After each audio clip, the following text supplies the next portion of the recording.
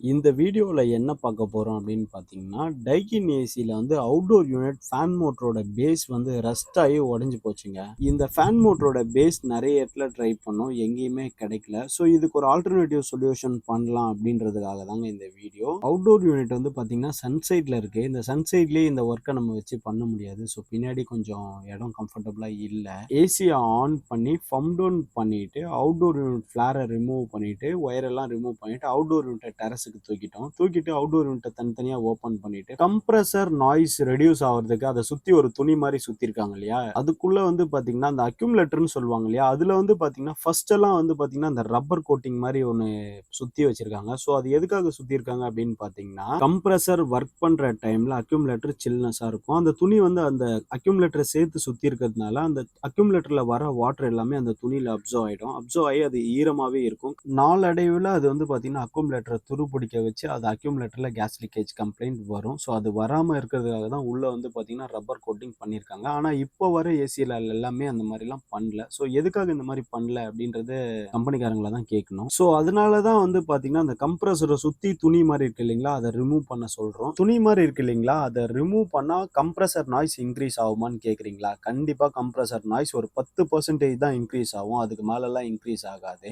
நான் வந்து பாத்தீங்கன்னா, இன்வெர்டர் மிஷின், நான் இன்வெர்டர் மிஷின் எல்லா மிஷின்லயுமே ரிமூவ் பண்ணிடுவேன். நான் ஒரு சர்வீஸ்க்கு போனேன்னா, அந்த மிஷின்ல அந்த ரிமூவ் பண்ணி போட்டுருவேன். ஸோ நெறைய மிஷின்ல பார்த்துருக்கேன். எந்த கம்ப்ளைண்ட்டும் வரல. ஒரு சிலர் சொல்றாங்க, அதுல பிசிபி போர்ட் கம்ப்ளைண்ட் வந்துருங்க. நீங்க அத நீங்க ரிமூவ் பண்ணீங்கன்னா, ஹீட் ஃபுல்லா பிசிபி போர்ட்ல பட்டு, அது வந்து பார்த்தீங்கன்னா, பிசிபி போர்ட் ப்ராப்ளம் வந்துரும் அப்படின்னு சொல்றாங்க. அப்படின்னு பார்த்தீங்கன்னா, அவுட்டோர் யூனிட் கண்டென்சர் காயில்ல இருந்து வர ஹீட் கூட தான் பிசிபி போர்ட்ல படும். பக்கத்துல வந்து பார்த்தீங்கன்னா, ஐசியூ குடுத்துருக்காங்க. அந்த ஐசியூவே வந்து பார்த்தீங்கன்னா, ஓவர் ஹீட் ஆகும் அப்படின்னு சொல்றாங்க. ஸோ இது உண்மையாவே சொல்றாங்களா? இல்ல ஏதாவது மார்க்கெட்டிங் பண்றதுக்காக சொல்றாங்களா அப்படின்னு எனக்கு தெரியல. நான் பண்ண வரைக்கும் என்னோட பெர்சனல் எக்ஸ்பீரியன்ஸ்ல சொல்றேன். நான் வந்து அத ரிமூவ் பண்ணதுனால பிசி போர்ட் ஹீட் ஆகி கம்ப்ளைண்ட்லாம் வந்ததில்ல. ஸோ இத ரிமூவ் பண்ணலாமா? வேண்டாமா?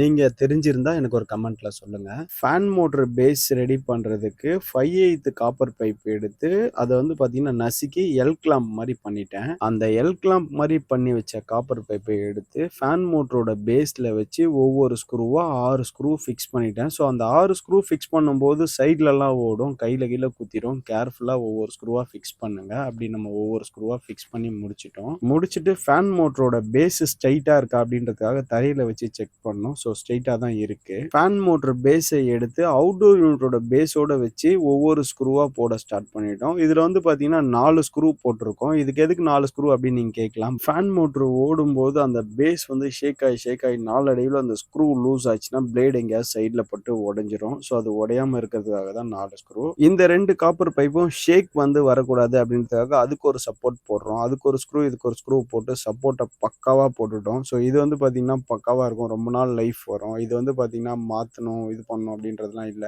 ஃபேன் மோட்டர எடுத்து ஃபிக்ஸ் பண்ணிட்டு சுத்தி பார்த்தோம். பக்காவா ரன் ஆயிடுச்சு. சரி ஓகேன்னு சொல்லிட்டு அவுட்டோர் யூனிட்டோட ஃபேன் மோட்டருக்கு மட்டும் கனெக்ஷன் குடுத்து ஆன் பண்ணி செக் பண்ணி பார்த்தா பக்காவா ஒர்க் பண்ண ஆரம்பிச்சிருச்சு. அவுட்டோரோட டாப் ஷீட் எல்லாமே க்ளோஸ் பண்ணிட்டு, ஃப்ளேர் புதுசா பண்ணி, அவுட்டோர் யூனிட்ட தூக்கி வச்சு ஃப்ளேர கனெக்ட் பண்ணிட்டு, பிரஷர் வச்சு லீக் செக் பண்ணா லீக்கேஜ் எதுவுமே இல்ல. கேஸ ஓப்பன் பண்ணிட்டு, ஆன் பண்ணி செக் பண்ணி பார்த்தா பக்காவா ஒர்க் பண்ண ஆரம்பிச்சுச்சு. கஸ்டமரும் ஹேப்பி. இந்த மாதிரி சர்வீஸ் ஏதாவது தேவைப்பட்டா கீழ இருக்க நம்பர கான்டாக்ட் பண்ணுங்க. இந்த மாதிரி யூஸ்ஃபுல் வீடியோஸ் பார்க்கணும்னா சப்ஸ்கிரைப் பண்ணுங்க, லைக் பண்ணுங்க, கமெண்ட் பண்ணுங்க, ஷேர் பண்ணுங்க.